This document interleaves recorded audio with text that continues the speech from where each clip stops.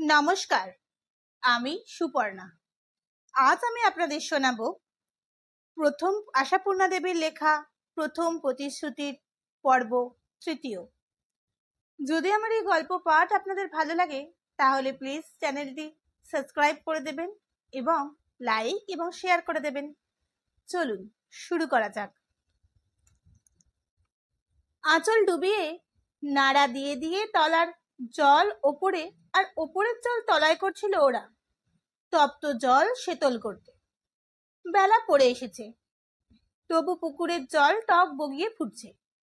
এই জলে নেমে ঝাঁপাই জুড়লে গা ঠান্ডা হবার বদলে দাহই হয়। তবু জলের আকর্ষণ বড় আকর্ষণ। তাই বেলা পড়তেই জলে পড়া চাই পাড়ার নবীনাকুলের। চাটুজ্জে পুকুরের জল তোলা মাটি ঘোল করছিল পুন্নি, টেপি, পুটি, খেদি প্রমুখ নবীনরা। সত্য কেন এখনো এসে হাজির হয়নি তাই ভাবছে ওরা। আর অনুপস্থিত সত্যর সন্তোষ বিধানের জন্যই বোধ করি জল শীতল করার অভিযানটা এত জোর কদমে চালাচ্ছে। সত্য এদের প্রাণ পুতুল। সত্য কি শুধুই তাদের দলনেত্রী? ভগবান জানেন কোন গুণে সত্য সকলের হৃদয় নেত্রীও। সত্যবিহীন খেলা ওদের শিবহীন দক্ষ যজ্ঞের সামিল। পুকুরে ঝাঁপাই চড়ার ব্যাপারে সত্যই রোজ অগ্রণী।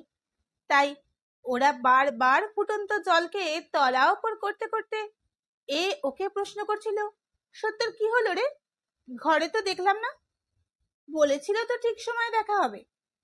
বাগানে কোথাও আছে নাকি এখনো? দূর, একাকি একাকি আর বাগানে ঘুরবে? বেওলা মেয়ে, ভয় নেই পরানে? ভয়? সত্যর আবার ভয়? দেখিস ও শ্বশুর বাড়ি গিয়ে শাউরি পিসাউরিকেও ভয় করবে না। তা অবশ্যই নেই, ও যা মেয়ে। সত্য যে তার সমস্ত সখী সঙ্গিনীদের প্রাণের দেবতা, তার প্রধান কারণ বোধহয় সত্যর এই নির্ভীকতা। নিজের মধ্যে যে গুণ নেই, যে সাহস নেই, সে গুণ সে সাহস অন্যের মধ্যে দেখতে পেলে মোহিত হওয়া মানুষের স্বভাব ধর্ম। নির্ভীকতা ব্যতীত আরো কত গুণ আছে সত্যর। খেলাধুলোর ব্যাপারে সত্যর উদ্ভাবনী শক্তির জুড়ি নেই। বল আর কৌশল দুই তার অন্যের চাইতে 100 গুণ বেশি। মোটা সোটা একটা গাছের কাছা গুড়িকে দড়ি বেঁধে একা টেনে আনা সত্যবতীর পক্ষে আদৌ অসম্ভব নয়। আবার সেই গাছের গুড়িকে গড়িয়ে পুকুরের জলে ফেলে ডিঙি বানানো সত্যর কৌশলেই সম্ভব। এর উপর আবার পয়ার বাঁধা। পয়ার বাঁধার পর থেকে পাড়ার সমস্ত ছোট ছেলে মেয়েই তো সত্যর পায়ে বাঁধা পড়েছে। সেই সত্যর জন্য জল শীতল করছে ওরা। আর বেশি কি কথা? কিন্তু সত্যর এত দেরি কেন? এদিকে যে এদের মেয়াদ ফুরিয়ে আসছে। ঠাকুমা পিসিরা একবার চৈতন্য পেয়ে খোঁজ করলেই তো হয়ে গেল। নেহাত নাকি ঠিক এই সময়টুকু অভিভাবক দলের কিঞ্চিত দিবানিতার সময়। তাই এদের এই অবাধ স্বাধীনতা। হ্যাঁ, এই পড়ন্ত বেড়াতেই গিন্নিরা একটু গড়িয়ে পড়ে। সারা বছর তো নয়। মেয়ে মানুষের দিবানিদ্রার মতো অলক্ষণে ব্যাপার আর কি আছে সংসারে? নেহাত এই আমের সময়টা, আমের যে একটা নেশা আছে। গিন্নিরা বলেন আমের মদ। আম খাও না না খাও, এই সময় শরীর ঢিসঢিস করবেই। অবশ্য না খাওয়ার প্রশ্নই ওঠে না। আম কাঁঠাল আবার কে না খায়? হরু ভট্টাচার্যের মার মতো কে আর আম হেন বস্তুকে জগন্নাথের নামে উৎসর্গ করতে পারে? হরু ভট্টাচার্যের মা সেবায় শ্রীক্ষেত্তর গিয়ে এক কাণ্ড করে এসেছেন। ক্ষেত্তর করার পর জগন্নাথকে ফল দিতে হয় বলে আম ফলটি দিয়ে এসেছেন। মনের আক্ষেপে সেবার হরু ভট্টাচ আম বাগান বেছে দিতে চেয়েছিলেন। বলেছিলেন, মার ভোগেই যদি না লাগলো তো আম বাগান আমার দরকার। তা ভট্টাচার্যের মা ছেলেকে হাতে ধরে বুঝিয়ে ঠান্ডা করেছিলেন। বলেছিলেন, বাবা, আজন্ম কাল তো খেয়ে এলাম, তবু খাওয়ার লালস ঘোচে না। তাই বলি যে দব্যিতে এত আসক্তি, সেই দিব্যই জগন্নাথকে উৎসর্গ করব। তাই বলে তুই বাগান নষ্ট করবি? ছেলে পুলে খাবে না? ছেলে পুলে বুড়ো যুব আমের ভক্ত সবাই। আমের মরশুমের দিনে 1 কুড়ি 1.5 কুড়ি আম খাওয়া তো কিছুই না। অবশ্য সব আম সবাই খায় না, অর্থাৎ পায় না। সংসারের সদস্যদের শ্রেণী হিসাবেই আমের শ্রেণী হিসেব করা হয়ে থাকে। কর্তাদের নৈবেদ্যে লাগে চোর কলম, গোলাপ পাক, গোলাপ খাস, খিরসাপাতি, নবাব পছন্দ, বাদশাভোগ, ধাউস ফাজলি ইত্যাদি। গিন্নিদের ভোগের জন্য সরানো থাকে পেয়ারা ফুলি, বেল সুবাসী, কাশির চিনি, সিঁদুর মেঘ। আর বউ ছেলেপুলের ভাগ্যে জোটে রাশিরাম। তার রাশি রাশি না পেলে যাদের আশ মিটবে না, তাদের জন্য রাশির বরাদ্দ ছাড়া আর কি বরাদ্দ হতে পারে? বাড়ির ঝুড়ি ঝুড়িতেই কি ওদের আশ মেটে? 2 বেলায় জলখাবারের ঝুড়ি ঝুড়ি তো পায়, কারণ গিন্নিরা প্রকৃতির এই দাক্ষিণ্যের সময় মুড়ি ভাজা পর্বটি থেকে কিঞ্চিত রেহাই নেন। কিন্তু হলে কি হবে? বাড়ি থেকে মধুকুলকুলি আমের পাহাড় শেষ করেই ওরা তক্ষুনি ছোটে হয়তো বা বউ পালানে কি বাঁদর ভেবাচাকা আমের বাগানে।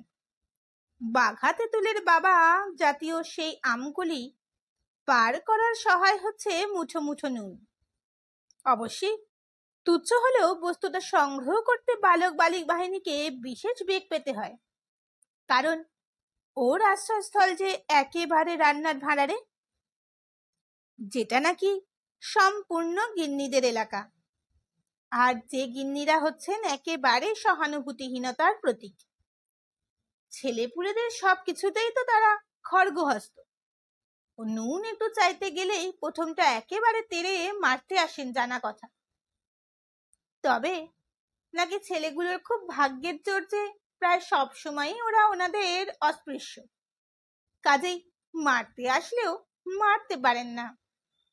তারপর বহুবিধ কাকুতি মিনতির পর যদি বা দেবেন তো সেই একেবারে সোনার ওজনে দেবেন। তার সঙ্গে সঙ্গে বলবেন, যাচ্ছিস তো আবার টক পিটক আমগুলো গিলতে?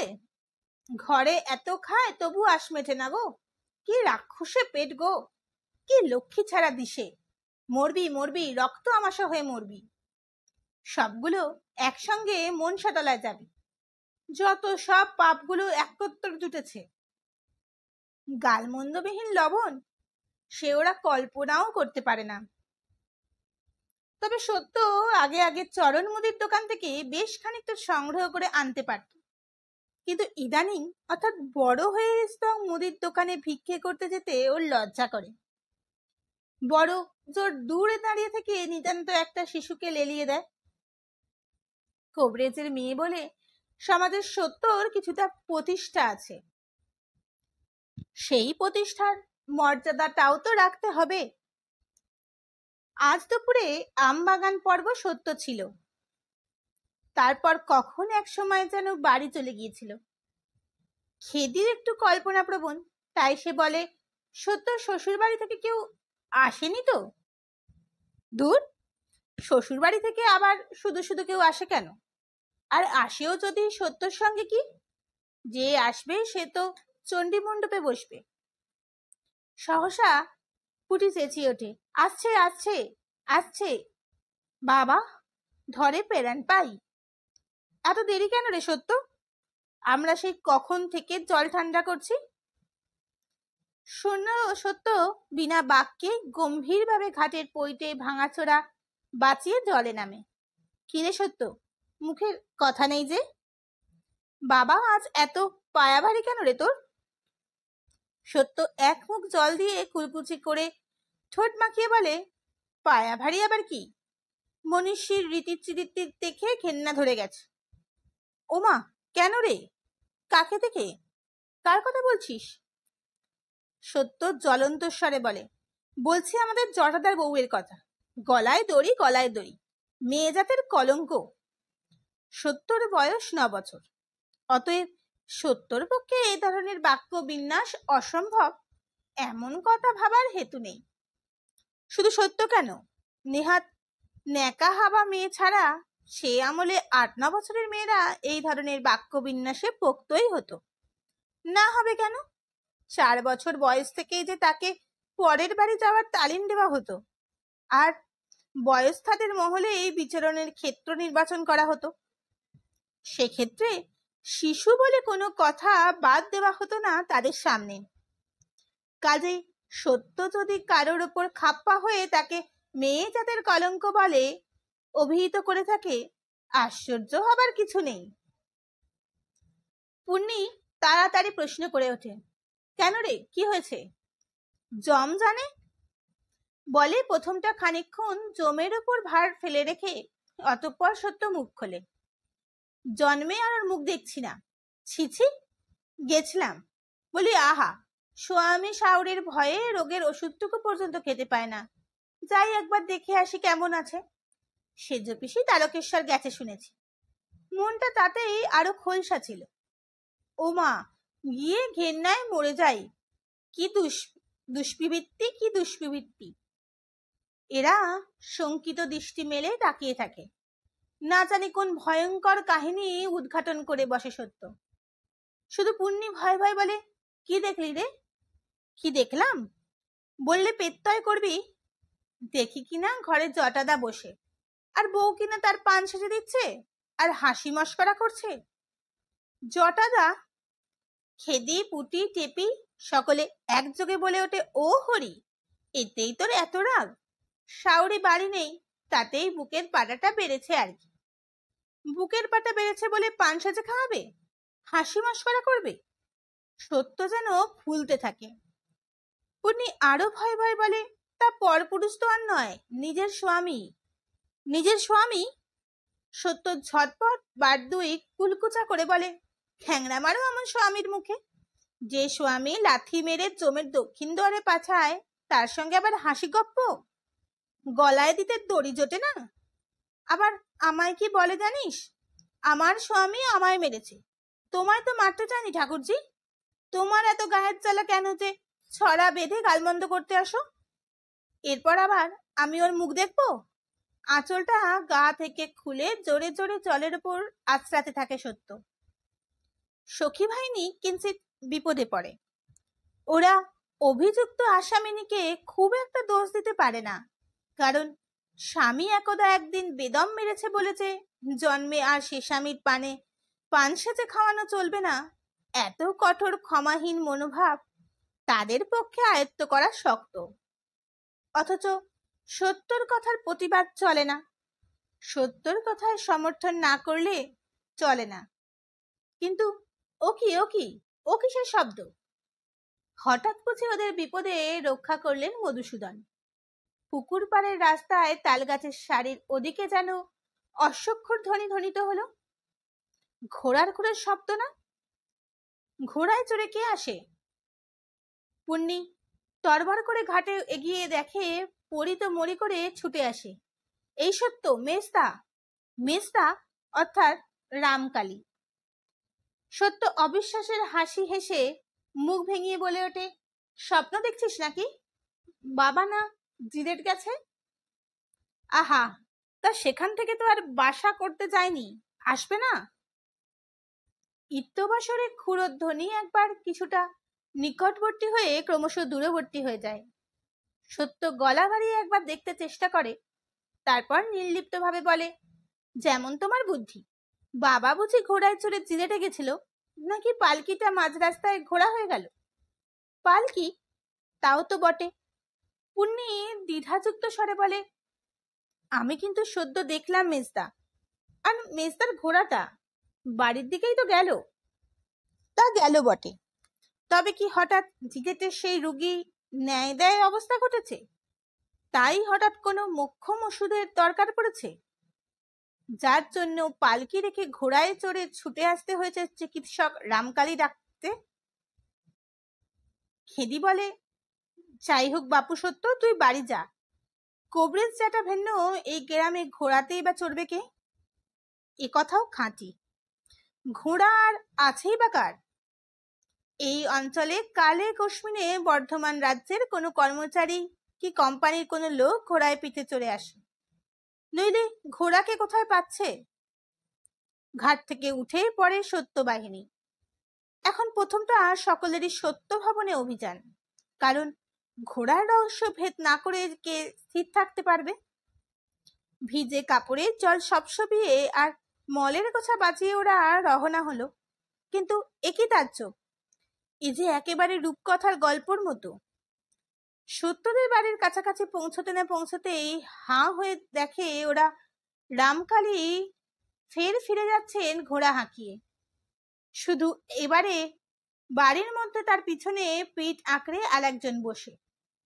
সেই জনটি হচ্ছে সত্যর বর্দা, রামকালী চাটুর্যের বৈমাত্রীয় ভাই কুঞ্জবিহারীর বড় ছেলে রাসবিহারী। পুণ্যের কথাই সত্যি বটে, অশ্বারোহী ব্যক্তি রামকালী, কিন্তু এ নিয়ে এখন আর বাহাদুরি ফলায় না পুণ্যি। শুধু হাঁ করে অনেকক্ষণ ঘোড়ার পায়ের তাপটে ঠিকরে ওঠা ধুলোর ঝড়ের দিকে তাকিয়ে থেকে নিঃশ্বাস ফেলে বলে, ব্যাপার কি বলতো? আমিও তো তাই ইনকাম করছি। সত্য অবাক ভাবে বলে, ওষুধ নিতে আসবে যদি বাবা, তো বর্দাকে পিঠে বেঁধে নিয়ে যাবে কেন? সেই কত কথা। প্রচন্ড গরম, তবু জল সবসময় ভিজে কাপড়ের ওপর হাওয়ার দানা বুলিয়ে যাওয়ায় দারুণ গাটা কেমন শিরশির করে এলো। সত্য এবার হাঁ করা ভাব ত্যাগ করে বিচক্ষণের সুরে বলে, নে নে চল, দৌড়ে দাঁড়িয়ে গুলতানি করে আর কি হবে? বাড়ি গেলে টের পাবো কি হয়েছে। তোরা যা, ভিজে কাপড় ছেড়ে আয়, আমি দেখি কি হয়েছে। কি হয়েছে? যা হয়েছে তা একেবারে সত্যর হিসেবের বাইরে। শুধু সত্যর কেন, সকলেরই হিসেবের বাইরে। ঘোড়ায় চড়ে ঝড়ের বেগে এসে সমগ্র সংসারটার উপর যেন প্রচন্ড একখানা পাথর ছুঁড়ে মেরে ফের ফিরে গেছে রামকালী। সেই পাথরের আঘাত সহজে কেউ সামলাতে পারছে না। সত্য ভেতর বাড়ির উঠোনে ঢুকে দেখলো, উঠোনের মাঝখানে বসানো মড়াই দুটোর মাঝখানে যে সরু জমিটুকু, সেখানে দাঁড়িয়ে আছে বড় জেঠি, ঠিক যেন কাঠের পুতুলটি। আর দাওয়ার পৈটের গালে হাত দিয়ে কাঠ হয়ে বসে আছে তার ঠাকুমা, এবং দাওয়ার ওপর চটলা বেঁধে বাড়ির আর সবাই। শুধু তার পিসি ঠাকুমাই অনুপস্থিত। অবশ্য সেটাই স্বাভাবিক, কারণ তিনি এই যবনাচারীর দাওয়ায় কখনো পা ঠেকান না। এই দাওয়ার রাস্তা বেড়ানো ছেলেপুলে ওঠে, কর্তাদের খড়ম ওঠে। পিসি ঠাকুমা না থাক, আর সবাই তো জটলা করছে। কেন করছে? অথচ কারোর মুখে বাক্যি নেই কেন? ফিস ফিস কথা, ঘোমটার ভেতর হাত মুখ নাড়ানাড়ি। সত্য ঠাকুমার যতটা সম্ভব গা বাঁচিয়ে গা ঘেঁষে বসে পড়ে সাবধানে ইশারায় প্রশ্ন করে, কি হয়েছে গো ঠাকুমা? দিন তারিণী নীরব, অতঃপর সত্য সরব, ও ঠাকুমা, বাবা অমন করে ছুটে এসে আবার কোথায় গেল? দিন তারিণী মৌন। কি গেরু, কথার উত্তর দিচ্ছ না কেন গো? ও ঠাকুমা, বাবা জিরের থেকে অমন হাঁপাতে হাঁপাতে ঘোড়া ছুটিয়ে এলোই বা কেন, আবার ছুটলই বা কেন? অ ঠাকুমা, বলি তোমাদের সব বাক্যি হয়ে গেল না কেন? একবারও দিন তারিণীর ঠোঁট নড়ে না, তবে ঠোঁট নাড়েন তার সেজোচা শিবজায়া। শুধু ঠোঁট নয়, সহসা পা মুখ সব নাড়িয়ে তিনি বলে ওঠেন, বাক্যি হরে যাবার মতন কাণ্ড ঘটলে আর হরবে না? তোর বাবা যা অভাবনীয় কাণ্ড করে গেল। বাবা, বাবা, খুলেই বলো না স্পষ্ট করে। বাবা জিগের থেকে ঘোড়া ছুটিয়ে এসে তক্ষুনি আবার কোথায় গেল? তবে তো দেখেইছিস, তবে আর ন্যাকা সাজছিস কেন? রাসুকে নিয়ে গেল তোর বাবা বিয়ে দিতে। বিয়ে দিতে? ধ্যাত। সত্য পরিস্থিতির মর্যাদা ভুলে হি হি করে হেসে গড়িয়ে পড়ে। আহা, আমার যেন ন্যাকা পেয়েছো সেজো ঠাকুমা, তাই পাগল বোঝাচ্ছ। বর্দার বুঝি বিয়ে হতে বাকি আছে বলে ছেলের বাবাই হয়ে গেল বর্দা। গেলটা কি? একবার হঠাৎ দিন তারিণী মৌন ভঙ্গ করে নাতনিকে ধমকে ওঠেন, বড্ড তো দেখছি ট্যাকট্যাকে কথা হয়েছে তোর। ছেলের বাবা হলে আর বিয়ে করতে নেই? মহাভারত অশুদ্ধ হয়ে যায়? সত্য উত্তর দেবার আগে শিবজায়ের সংসারিক মাৎসন্যায় ভুলে ফস করে বড়জায়ের মুখের উপর বলে বসেন, মহাভারত অশুদ্ধর কথা হচ্ছে না দিদি। তবে এও বলে রামকালী যে একেবারে কাউকে চোখে কানে দেখতে দিলে না, চিলের মতো ছো মেরে নিয়ে গেল ছেলেটাকে। বালুস পোয়াতি বউটা যাত্রাকালে স্বামীকে একবার দূর থেকে চোখের দেখাটুকু পর্যন্ত দেখতে পেল না। এটা কি ভালো হলো? কখন যে ইতিমধ্যে মোক্ষদা এসে দাঁড়িয়েছেন এক পাশের বেড়ার দরজা দিয়ে এবং আলোচনার শেষ অংশটুকু শুনে নিয়েছেন, সে আর কেউ টের পায়নি। মোক্ষদার থান ধুতি গুটিয়ে হাঁটুর ওপর তোলা, কাঁধে গামছা, অর্থাৎ স্নানে যাচ্ছে মোক্ষদা। অবশ্যই স্নানে যাচ্ছেন বলেই যে এই ভেতর বাড়ি অর্থাৎ শয়ন বাড়ির ওঠানে তিনি পা দিতেন তা নয়। তবে আজকের কথা স্বতন্ত্র। আজকের উত্তেজনায় অত মরণ বাচন জ্ঞান রাখলে চলে না। আজ নয় ঘাটে 2-10টা ডুব দিয়ে ফের দিঘিতে ডুব দিতে যাবেন। তবে এদের মজলিসে যোগ দেওয়াটা দরকার। মোক্ষদা সেজভাজের কথাটুকু শুনতে পেয়েছেন এবং তাতেই সমস্ত নাটকটি অনুধাবন করে ফেলেছেন। তাই তিনি 3 আঙুলে হেঁটে খানিকটা এগিয়ে এসে গলা বাড়িয়ে বলে ওঠেন, কি বললে সেজ বউ? কি বললে? আর একবার বলো তো শুনি। শিবজয় অবশ্য আর একবারও বলেন না, শুধু মাথার কাপড়টা অল্প টেনে মুখটা একটু ফেরালেন। মোক্ষদা একটু বিষ হাসি এসে বলেন, বলতে অবশ্যই আর হবে না, কানে প্রবেশ করেছে সবই। তবে ভাবতে সেজব তুমি হঠাৎ এমন ভট্টাচার্য হয়ে উঠলে কবে থেকে? যাত্রাকালে রসুর আমার পরিবারের সঙ্গে চোখাচোখি হয়নি, এই আক্ষেপে মরে যাচ্ছ তুমি? কলি আর কত পুণ্য দেখ হবে? চারকাল হয়ে তো কলি এখন উপচচ্ছে। শুভ কাজে যাত্রাকালে লোকে ঠাকুর দেবতার পর দেখে বেরোয়, গুরুজনের দর্শন করে বেরোয়, এই তো জানি, জেনে এসেছি এতকাল। পরিবারের বদন দর্শন না করে বেরোলে জাত যায়, এটা তুমিই প্রথম শোনালে সেজব। শিবজায়া ননদকে ভর করলেও এতজনের মাঝখানে হেরে যেতে রাজি হন না। তাই বলে ওঠেন, রাসুর কথা আমি বলিনি ছোট ঠাকুরজি, বড় নাত বউয়ের কথা বলছি। আবাকি জানলো না, শুনলো না, আচমকা মাথায় পাহাড় পড়লো। আপনার স্বামী একা আপনার থাকতে থাকতে একবার শেষ দেখাও দেখতে পেল না, সেই কথাই হচ্ছে। মোক্ষদা সহসা খলখলিয়ে হেসে ওঠেন, অসেজ বউ, আর কেন ঘরে বসে আছো? যাত্রাপালায় বাঁধ না। সত্য পয়ার বেঁধেছে, তুমি বা বাকি থাকো কেন? যা তোমাদের মতিগতি দেখছি, ও আর গেরস্ত ঘরের যুগ্গি নয়। বুড়ো মাগি তুমি, চারকাল গিয়ে এককালে ঠেকেছে, লজ্জা এলো না ও কথা মুখে আনতে?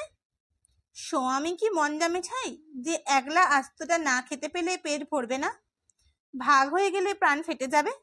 ছি ছি, একটা ভদ্রলোকের কত বড় বিপদ থেকে উদ্ধার করতে ছুটলো রামকালী, আর তার কাজের কিনা ব্যাখ্যাখানা বসেছে। বড়দের এই বাকযুদ্ধের মাঝখানে সত্য হাঁ করে তাকিয়েছিল। মোক্ষদার কথা শেষ হতেই হঠাৎ ঠাকুমার কোলে গোড়া থেকে উঠে সরে এসে বলে বসে, সেজ ঠাকুমা তো ঠিকই বলেছে বিশ্ব ঠাকুমা, নির্যাস বাবার অন্যায় হয়েছে। বাবার অন্যায়? সন্দেহযুক্ত নয়, একেবারে নির্যাস। উঠোনে কি বাজ পড়ল, খলিকাল শেষ হয়ে কি প্রলয় এলো? দুঃসংবাদের সঙ্গে সঙ্গেই অন্দরে কান্নার রোল উঠল। এ কি হরিষে বিষাদ, এ কি বিনা মেঘে বজ্রপাত! এমন দুর্ঘটনা আর কবে কার সংসারে ঘটেছে? এত বড় সর্বনাশের কল্পনা দুঃস্বপ্নেও কে কবে করেছে? এই তো এইমাত্র মেয়ে কলতলার শিলে দাঁড়িয়ে স্নান করে আইবুড়ি মুচি ভেঙে গায়ে হলুদের দরুন কোড়া লাল পেড়ে শাড়িটুকু পরে চুল বাঁধতে বসেছে। পাড়ার শিল্পী মহিলার ঝাঁক কোণের বেশ রচনা করে কে কত নৈপুণ্য দেখাতে পারে তারই আলোচনায় অন্দরের দালান মুখর করে তুলেছেন। হঠাৎ বাইরের মহল থেকে আগুনের হলকার মতোই সংবাদ এসে ছড়িয়ে পড়ল। পরিণামে দাবানল। অতি বড় অবিশ্বাস হলেও এই যে বিশ্বাস না করে উপায় নেই, কারণ সংবাদ এনেছেন আর কেউ নয়, স্বয়ং রামকালী। যার সম্পর্কে বিন্দু মাত্র সন্দেহ পোষণ করা অসম্ভব। নচেত মিথ্যা দুঃসংবাদ রটনা করে বিয়ে ভণ্ডুল করে দিয়ে মজা দেখবে এমন আত্মীয়ের অভাব নেই।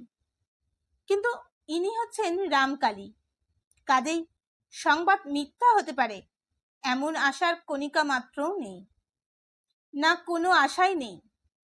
তাছাড়া কবরেজ নিজের চোখে দেখে এসেছেন পাত্রের শিয়রে সমন। অতএব কোড়া শাড়ি চড়ানো বছরাস থেকে সেই হতভম্ব মেয়েটাকে ঘিরে প্রবল দাপটে কান্নার যা রোল উঠেছে, তাতে ভয়ে মেয়েটার নারী ছেড়ে যাবার জোগাড় হচ্ছে। বিয়ের দিন যাত্রা করা বর মৃত্যু রোগ নিয়ে যাত্রা ভঙ্গ করে বাড়ি ফিরে গেলে এবং বিয়ের লগ্নভ্রষ্টা হলে এমনকি সর্বনাশ সংঘটিত হতে পারে, সেটা বেচারের বুদ্ধি অগম্য অনির্দিষ্ট যদি কিছু হয়, সে নয় তার ঠাকুরদার হবে, তার কি?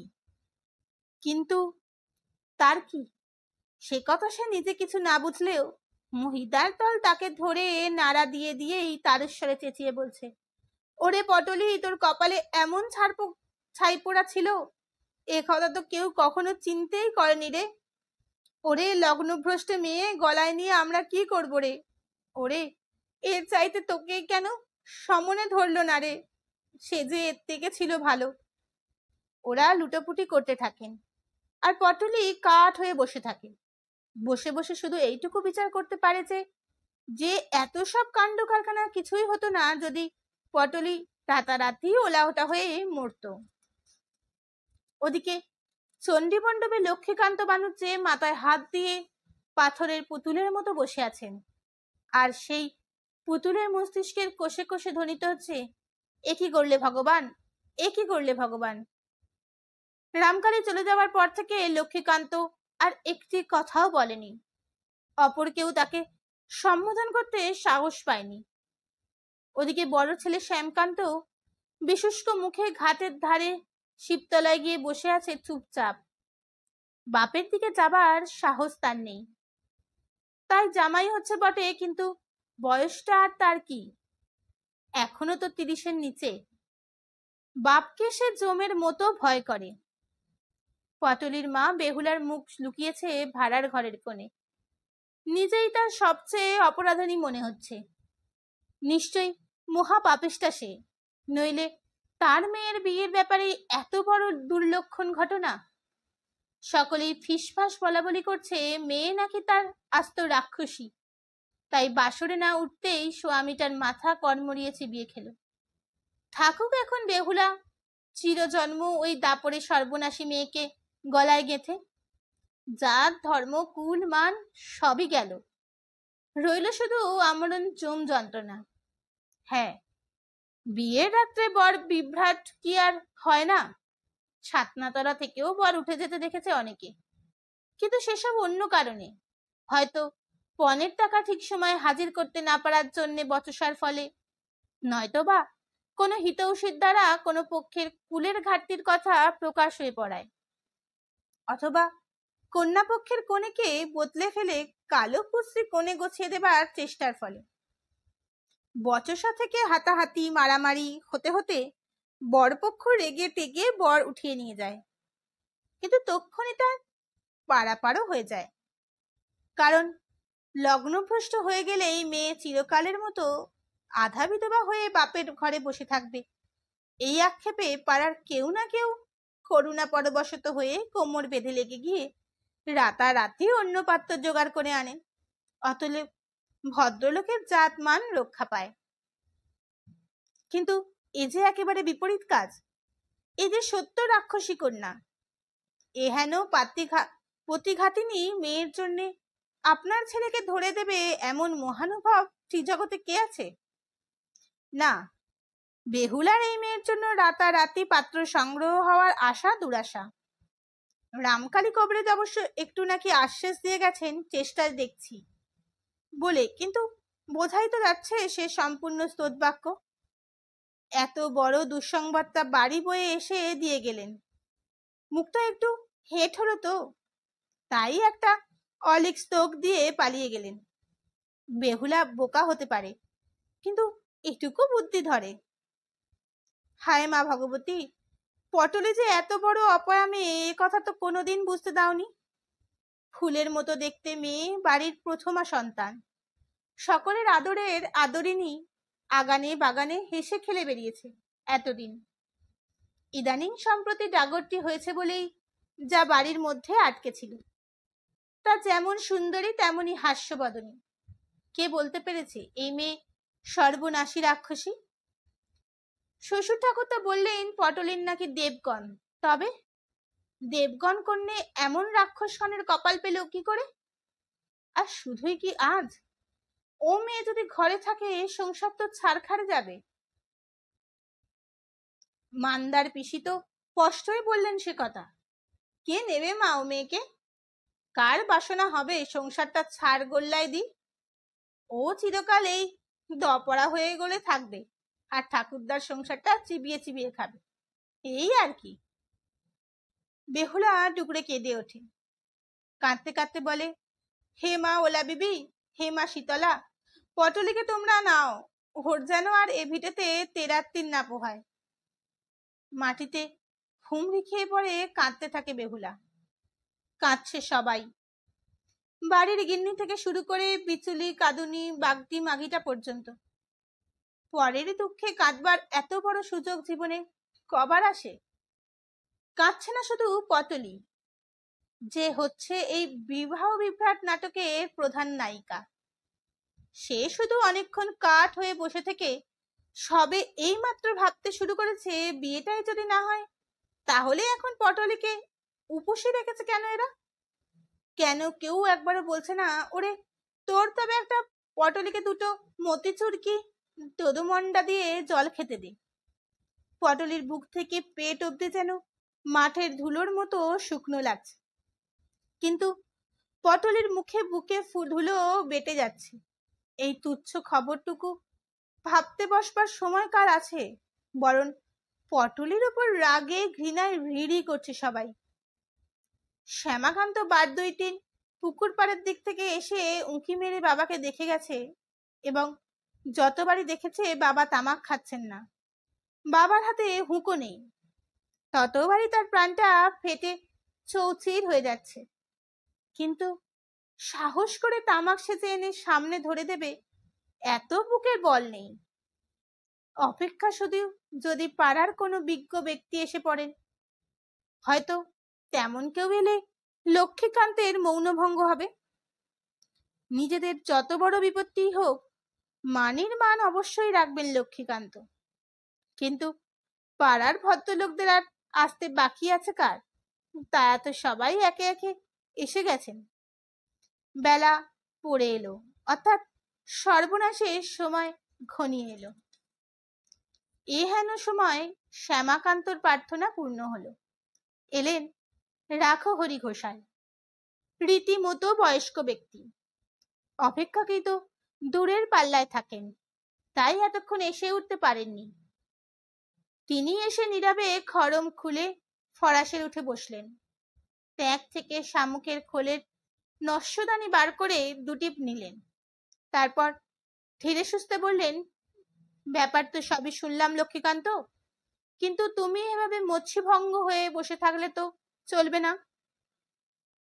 লক্ষ্মীকান্ত মানুষের বয়সের সম্মান রাখতে জানলেও ঘোষাল ব্রাহ্মণের পায়ের ধুলো তো আর নেবেন না, তাই মাথাটা একটু নিচু ভাব করে ক্লান্ত স্বরে নেপথ্যের দিকে গলা বাড়িয়ে বললেন, ওরে কে আছিস? ঘোষাল মশাইকে তামাক দিয়ে যা। থাক থাক, ব্যস্ত হতে হবে না। রাখহরি গোসাই বললেন, সন্ধ্যা তো আগত প্রায়, এখন কি করবে স্থির করলে? স্থির আর আমি কি করব ঘোষাল মশাই? লক্ষ্মীকান্ত হতাশ ভাবে বললেন, স্বয়ং যজ্ঞেশ্বরী যে যজ্ঞ পণ্ড করতে বসলেন, তা বলে তো ভেঙে পড়লে চলবে না লক্ষ্মীকান্ত, কোমর বাঁধতে হবে। কন্যাকে নির্দিষ্ট লগ্নে পাত্রস্থা করতেই হবে। লগ্ন কখন? মধ্যরাতের পর। উত্তম কথা, সময় কিছু পাচ্ছ তুমি। আমি বলি কি, তুমি আমার সঙ্গে একবার দয়ালের ওখানে চলো। দয়াল? দয়াল মুখুজ্জে? হ্যাঁ, দেখো যদি হাতে পায়ে ধরে রাজি করতে পারো।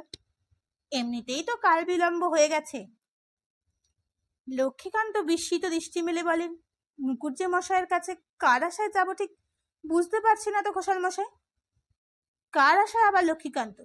তুমি যে নেহাত শিশু শাস্ত্র দেখছি। মুকুজ্জের আশাতেই যাবে, নইলে রাতারাতি আর তোমার স্বঘর পাত্র পাচ্ছ কোথায়? লক্ষ্মীকান্ত কাতর মুখে বলেন, মুকুজ্জ মশাইয়ের সঙ্গে পটলের বিয়ে? পটলিকে আপনি দেখেছেন ঘোষাল মশাই?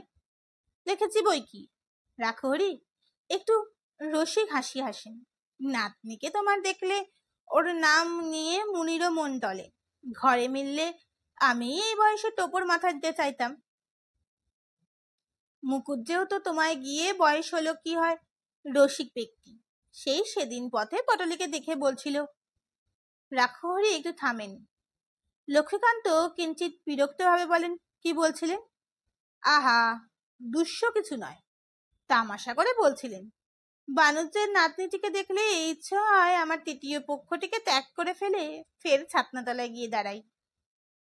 লক্ষ্মীকান্ত এবার ঘোরতর বিরক্ত স্বরে বললেন, এই প্রসঙ্গ ত্যাগ করুন ঘোষাল মশাই। বটে? ও।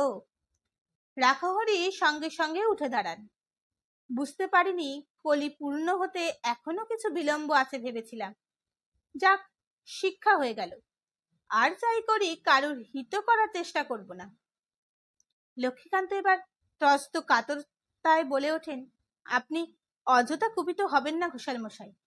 আমার অবস্থাটা বিবেচনা করুন। মুকুজ্জ মশাই আমার চাইতেও প্রায় 4-5 বৎসরের বয়োধিক। তাছাড়া হাঁপানির রোগগ্রস্ত। হাঁপানিটা জমরোগ নয় লক্ষ্মীকান্ত। রাখহরি সতেজ বলেন, আয়ুর্বেদ মতে ওটা হচ্ছে জিওজ ব্যাধি। তাছাড়া বয়সের কথা যা বলছো ওটা কোনো কথাই নয়। পুরুষের আবার বয়স? বরং মুকুজ্জের আর দুটি পত্নীর ভাগ্য প্রভাবে তোমারই অলক্ষণা পৌত্রীর বৈধব্যযোগ খণ্ডন হয়েও যেতে পারে। কিন্তু ঘোষাল মশাই, থাক কিন্তুতে কাজ কি লক্ষ্মীকান্ত? তবে এটা জেনো, নিজেকে সমাজের শিরোমণি ভেবে যতই তুমি নির্ভয় থাকো, এরপর অর্থাৎ তোমার ওই পৌত্রীকে নির্দিষ্ট লগ্নে পাত্রস্থ করতে না পারলে সৎ ব্রাহ্মণরাও তোমার গৃহে জলগ্রহণ করবে কিনা সন্দেহ। এই দুঃসময়ে অপগণ্ড একটা ছুরির বুড়ো বর যুববরের ভাবনা তুমি ভাবতে বসছো? খুল মর্যাদা, ধর্ম সংস্কার, জাতি মান এসব বিস্তৃত হচ্ছ? হে একটা তাজ্জব বটে।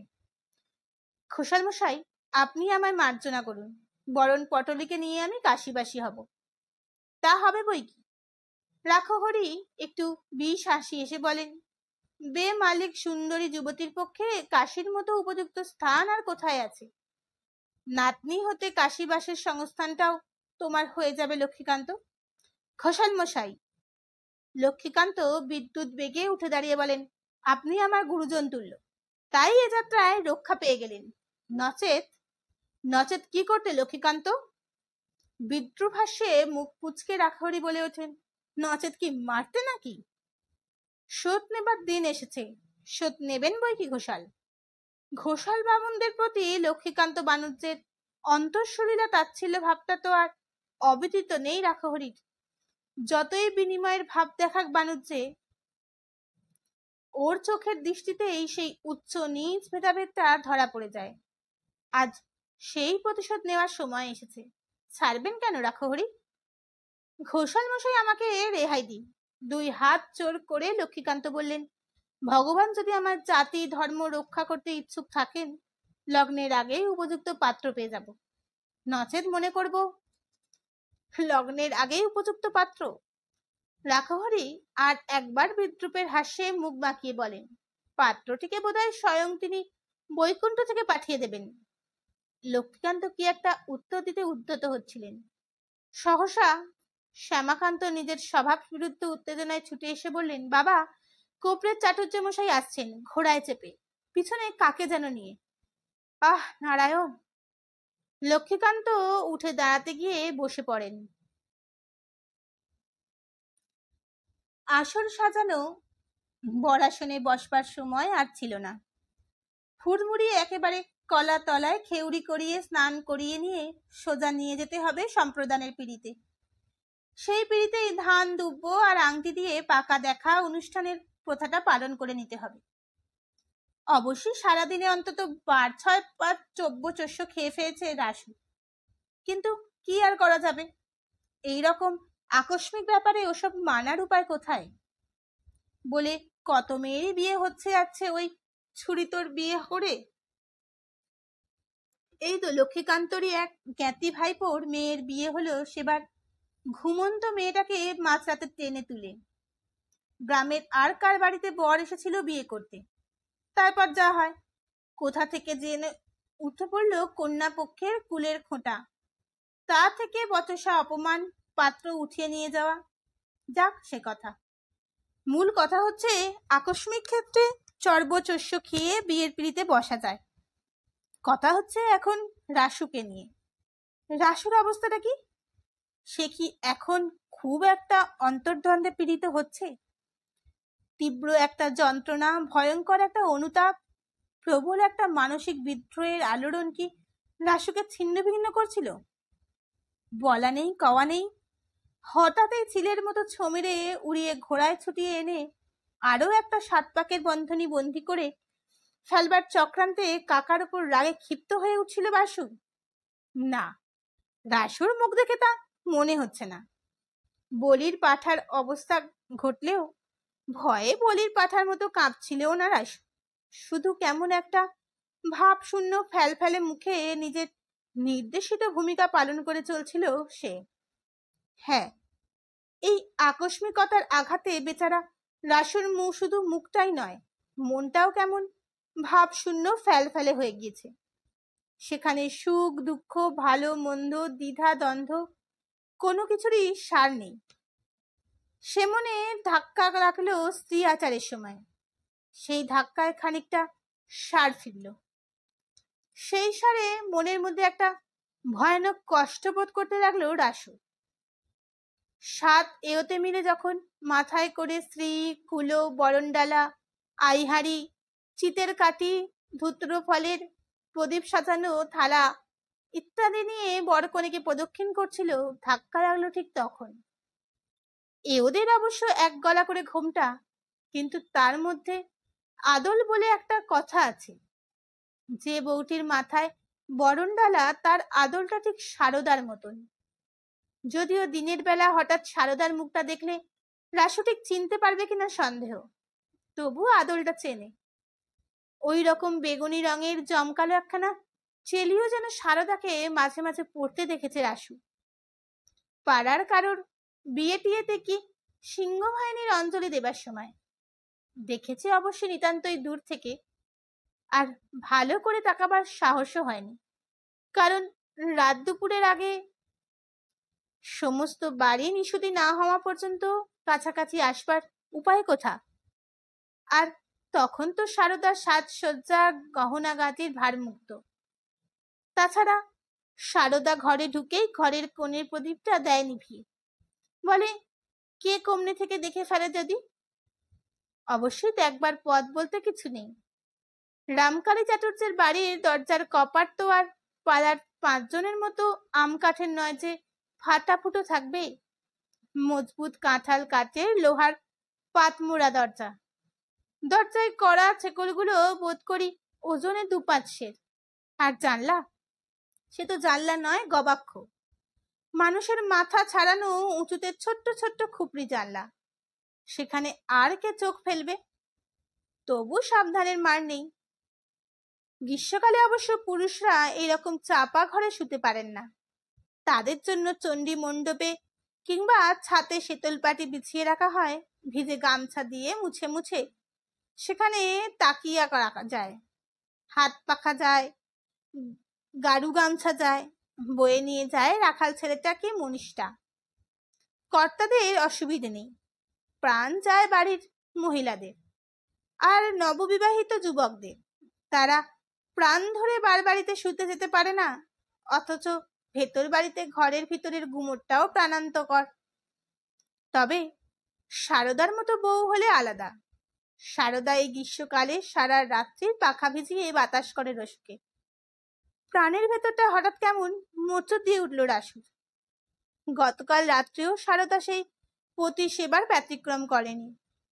রাসু মায়া করে বারবার বারণ করছিল বলে কচি ছেলেটার গরমের ছুতো করে পাখা নেড়েছে সারদা। আর সবচেয়ে মারাত্মক কথা, যেটা মনে করে হঠাৎ বুকটা মুছতে ওঠে সাবুর, মাত্র কাল রাত্রে সারদা তাকে ভয়ানক একটা সত্যবদ্ধ করিয়ে নিয়েছিল। বাতাস দিতে বারণ করার কথায় চুপি চুপি হেসে বলেছিল সারদা, এত তো মায়া, এই মায়ার পরিচয় প্রকাশ করতে পারবে চিরকাল। রাসু ঠিক বুঝতে পারেনি, একটু অবাক হাসি হেসে বলেছিল, চিরকাল কি গরম থাকবে? আহা, তা বলছি নে, বলছি।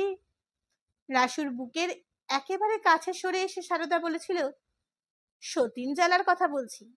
তখন কি আর আমার মায়া করবে? বলবে কি আহা, ওর সতীন বড় ভয়? রাসু যতটা নিঃশব্দে সম্ভব হেসে উঠেছিল, হেসে বলেছিল, হঠাৎ দিবা স্বপ্ন দেখছো নাকি? সতীন জ্বালা আবার কে দিল তোমায়? দেয়নি, দিতে কতক্ষণ? অনেকক্ষণ। আমার এমন দু চারটে বউ ভালো লাগে, দরকারও নেই। সারদা তবু জোর চেরা ছাড়েনি। আর আমি বুড়ো হয়ে গেলে তখন তো দরকার হবে। রাশি ভারী কৌতুক অনুভব করেছিল, আবার হেসে ফেলে বলেছিল, এই যে দেখি হাওয়ার সঙ্গে মনান্তর। তুমি বুড়ো হয়ে যাবে আর আমি বুঝি জোয়ান থাকবো? আহা, পুরুষ ছেলে কি তার অত সহজে বুড়ো হয়? তাছাড়া ঠাকুরের তুমি জ্যেষ্ঠ ছেলে, দেখতে সুন্দর, এত পয়সাওয়ালা মানুষ তোমরা, কত ভালো ভালো সম্বন্ধ আসবে তোমার, তখন কি আর আমার কথা? হঠাৎ আবেগে কেঁদে ফেলেছিল সারদা। অগত্যাই নিবিড় করে কাছে টেনে নিয়ে বউকে আদর সোহাগ করে ফোলাতে হয়েছে রাসুকে। বলতে হয়েছে, সাদে কি আর বলছি হাওয়ার সঙ্গে মনান্তর। কোথায় সতীন তার ঠিক নেই, কাঁদতে বসলো। ওসব ভয় করো না। আরো অনেক বাক্য বিনিময়ের পর পতিব্রত সারদা স্বামীকে আশ্বাস দিয়েছিল, তা বলে তোমাকে আমি এমন সত্যবন্দী করে রাখছি না যে আমি মরে গেলেও ফের বিয়ে করতে পারবে না।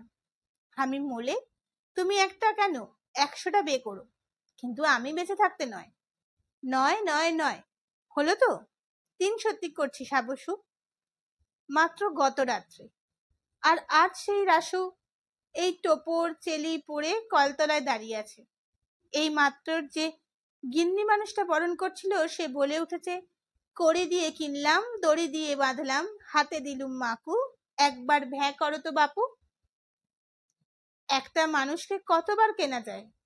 বাঁধা জিনিসটাকে আবার কিভাবে বাঁধা যায়? হায় ভগবান, রাসুকে এমন বিড়ম্বনায় ফেলে কি সুখ হলো তোমার? আহা, রাসু যদি ঠিক আজকে গায়ে না থাকতো, রুগী দিদিমাকে দেখতে এমন তো মাঝে মাঝে গা ছেড়ে ভিন গায়ে যায় রাসু।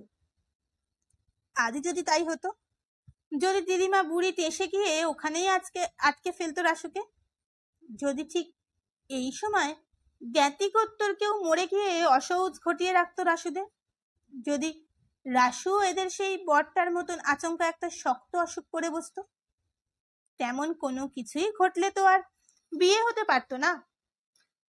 কন্যাদায়গ্রস্ত বিপন্ন ভদ্রলোকের বিপদের কথা মনের কোণেও আসে না রাসুর। মরুক চুলোয় যা করা। রাসুর এ কি বিপদ হলো? এ যদি কাকা রামকালী না হয়ে বাবা কুঞ্জবিহারী হতো, বাবা যদি বলতো, ভদ্রলোকের বিপদ উপস্থিত রাসু, দ্বিধা দ্বন্দ্বের সময় আর নেই, চলো ওঠো, তাহলেও হয়তো বা রাসু খানিকটা মাথা চুলকোতে বসত। কিন্তু এ হচ্ছে যার নাম মেজো কাকা, যার হুকুমের উপর আর কথা চলে না। অনেক যদি অবশেষে হতাশ চিত্ত রাসু এ কথাও ভাবলো, আর কিছু না হোক যদি গত রাত্রে রাসুর গ্রীষ্মকালে কারণে বাড়াবাড়িতে শুতে যেত, তাহলে তো ওই সত্যবন্দির দায়ে পড়তে হতো না তাকে।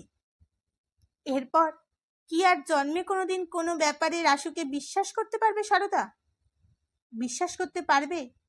এক্ষেত্রে রাসু বেচারাও সারদার মতো নিরুপায়, কোনো হাত ছিল না তার। না, বিশ্বাস করবে না সারদা, বলবে, বোঝা গেছে বোঝা গেছে, বেটা ছেলেদের আবার মন মায়া, বেটা ছেলের আবার 3 সত্যি। কিন্তু কথাই কি আর কখনোই কইবে সারদা?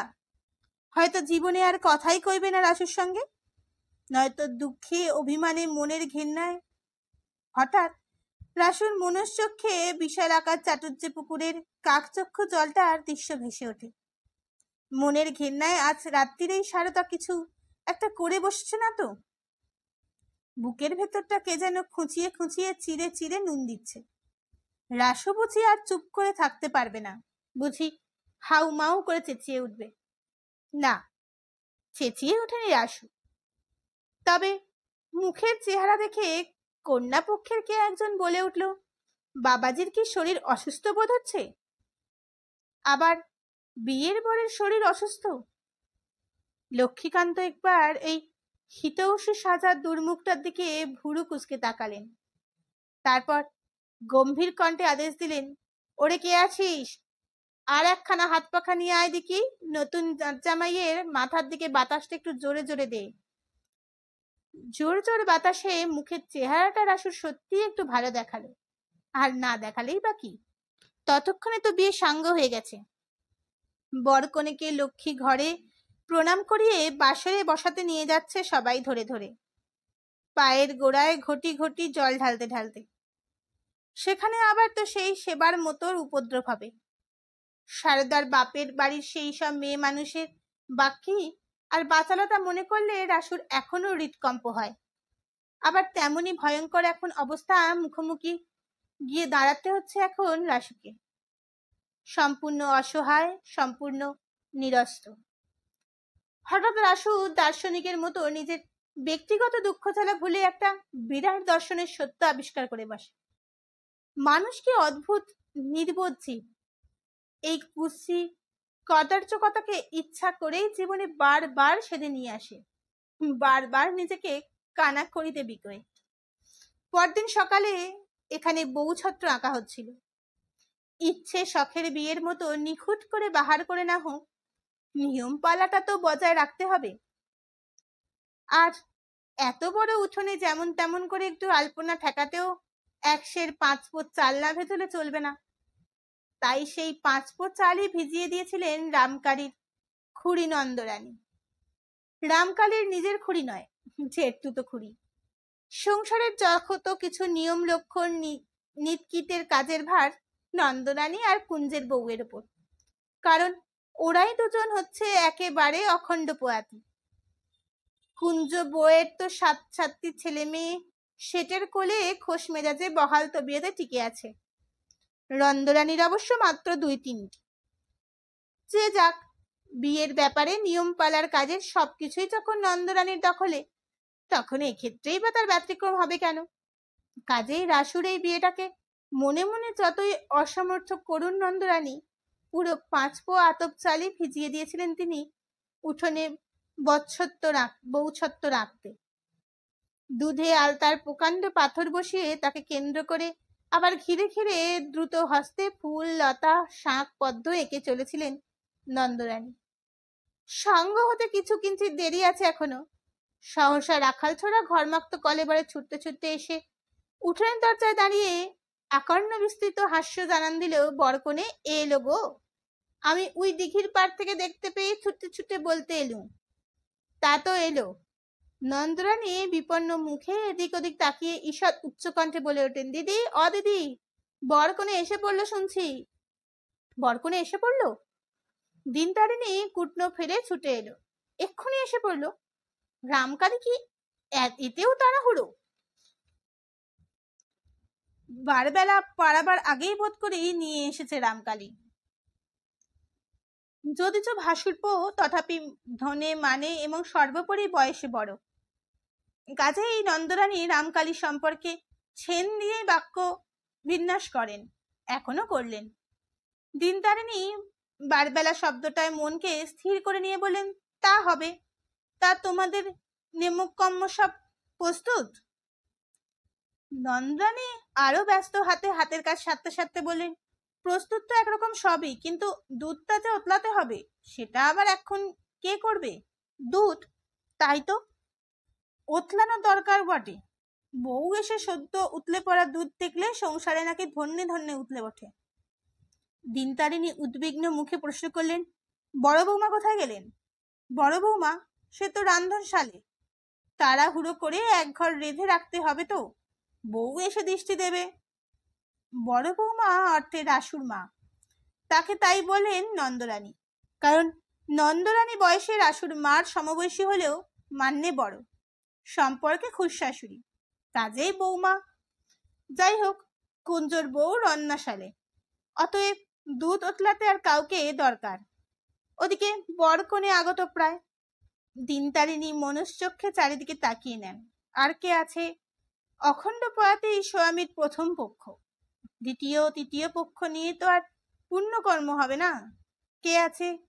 ও মা, ভাবার কি আছে? শারদাই তো আছে, তাকেই ডাক দেওয়া হোক তবে। একা ঘরের কোণে বসে রয়েছে মনমরা হয়ে, কাজকর্মে ডাকলে তবু মনটা অন্যমনস্ক হবে। তাছাড়া নতুন লোক নির্বাচনের সময়ই বা কোথা। সত্য উঠোনে পার হচ্ছিল তীরবেগী। দিনতারিণী তাকেই ডাক দিলেন। এই সত্য, ধিঙ্গি অবতার, যা দেখিন বড় নানবউকে ডেকে আন, দেখিন শিগগির। বরকনে এসে পড়ল পেয়ার, দুধ ওতলাতে হবে। বউকে? বর্দার বউকে ডেকে দেব? সত্য দুই হাত উল্টে বলে, বউ কি আর বউতে আছে? ভোর থেকে মাটিতে পড়ে কেঁদে কেঁদে মরছে। কেঁদে কেঁদে মরছে? দিনতারিণী বিরক্ত কণ্ঠে বলে ওঠেন, একেবারে মরছে কেন? এত মরবার কি হলো? ও মা, শুভ দিনে ইনি অলক্ষণে কাণ্ড, যা শিগগিরি ডেকে আন। সত্য এদিক ওদিক তাকিয়ে বলে, কে বাবা ডাকতে যায়? তুমি তো বললে কাঁদবার কি হয়েছে, বলে নিজের যদি হতো। সত্যি নাচছে, কাঁদবে না? আহ্লাদে উদ্ধবাহু হয়ে নাচবে মানুষ? হুম, কই, কোথায় কি আছে তোমাদের? আমি দিচ্ছি দুধ জাল দিয়ে। তুই তুই দিবি দুধ জাল? কেন, দিলেই বা? সত্য সহৎসাহে বলে, পিসি ঠাকুমা যে সেবার খুন্তি দিদির বিয়েতে বললে 70 বছর ঘুরে গেছে, এখন এও ডালায় হাত দিতে পারে। বছর ঘুরে অর্থাৎ বিয়ের বছর ঘুরে, সেটা আর স্পষ্টে উচ্চারণ করলো না সত্য। দিনতারিণী সন্নিগ্ধ সুরে বলেন, বছর ঘুরলেই বুঝি হলো? ঘর বসত না হলে? জানি নে বাবা, রাখো তোমাদের ছন্দ, আমি এই হাত দিলাম। বলেই সত্য দাওয়ার পাশে দুখানা ইট পাতা উনুনের ওপর জালে বসানো ছোট্ট সরা চাপা মাটির হাঁড়িটার দিকে ফু দিতে শুরু করে। ঘুটের আগুন জ্বলছে ধিকি ধিকি। ফু পেয়ে 2-4খানা নারকেলের পাতা ছেড়ে দিলেই জ্বলে উঠবে দাউ দাউ করে। তো গোছালো মেয়ে নন্দরানী নারকেলের পাতা গোছানো এনে রেখেছে পাশে। সত্য সকল কাজেই উদ্দাম। তার ফুয়ের দাপটে বরকনে আসার আগেই দুধ ওতলাতে শুরু করলো। পুতলে ধোয়া ছড়িয়ে ভেসে গেল গড়িয়ে পড়ে। দিনতারিণী হা হা করে উঠলেন, ওরে একটু রয়ে শোয়ে নতুন বউ ঢোকা মাত্র যেন দেখতে পায়। কথা শেষ হবার আগেই বাইরের উঠোনে শাক বেজে উঠল, অর্থাৎ শুভাগমন ঘটেছে নতুন বউয়ের। মুখ্যদা শাক হাতে দাঁড়িয়েছিলেন বাইরে। আজ পূর্ণিমা, বিধবাদের ঘরের রান্নার ঝামেলা নেই। কোনো এক সময় আম কাঁঠাল ফল মিষ্টি খেলেই হবে। কাজেই আজ ছুটি মুখ্যদাদের। ছুটি যদি তবে ছুটোছুটি না করবেন না কেন? স্নান তো করতেই হবে জল খাবার আগে। তাই মুখ্যদায় অগ্রণী হয়ে বারবাড়ির উঠোনে দাঁড়িয়ে আছেন শাঁখ হাতে নিয়ে। শুভ কর্মে বেধবারা সমস্ত কর্মে অনধিকার হলেও এই একটি কর্মে তাদের অধিকার আছে। সমাজ অথবা সমাজপতিরা বোধ করি একটু আর কেড়ে নেননি, ক্ষমা ঘৃণা করে ছেড়ে দিয়েছেন শাঁখ আর উলু। অতএব সেই অধিকারটুকুর সম্মুখ সদ্ব্যবহার করতে থাকেন। মুখ্যদা রাসুর দ্বিতীয় অভিযানান্তে প্রত্যাবর্তনে উপলক্ষে। দিনতারিণী উদ্গ্রীব হয়ে এগিয়ে যেতে যেতে চমকে উঠে বলেন, অমন করে হাতে ফু দিচ্ছিস কেন সত্য? পোড়ালি বুঝি? সত্য তাড়াতাড়ি সত্য গোপন করে ফেলে বলে, পোড়াবো কেন? তবে হাতে ফু পাচ্ছিস কেন? এমনি। যাক, এবার উজুরে ফু পার। ঢোকার সময় যেন আর একবার দুধ ফেপে ওঠে, না উঠেছে বউ পয়মন্ত হবে সেবারে বরং। কথা শেষ হবার আগেই রামকারীর গম্ভীর কণ্ঠনীনাদ ধ্বনিত হলো, তোমাদের ওই সব বারণ টারণ তাড়াতাড়ি সেরে ফেলো ছোট পিসি, বারবেলা পড়তে আর বেশি দেরি নেই। মুহুর্মুহু শঙ্খনীনাদে রামকালীর কণ্ঠনীনাদও ম্লান হয়ে গেল। বরকনে ঢুকলো ভিতর বাড়ির উঠোনে। পিছনে পিছনে পাড়া ছেটিয়ে অবগুণ্ঠনবতী দল।